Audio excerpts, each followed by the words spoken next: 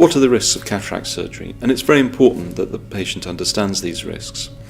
It is an extremely successful procedure, and the principal risk is the 1 in 1,000 chance of hemorrhage or infection.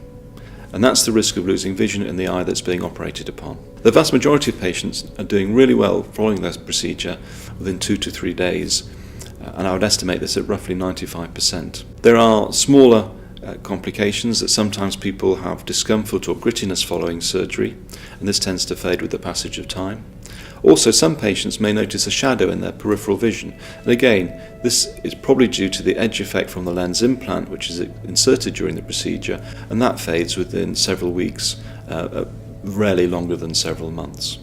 So overall, it is an extremely successful procedure. If someone has another problem, for example macular degeneration, I would always warn them that there is a risk of the macular degeneration getting worse with surgery, but this is small, probably less than 1% of cases. Similarly, people who are very short-sighted, it is reported that there is an increased risk of retinal detachment following surgery.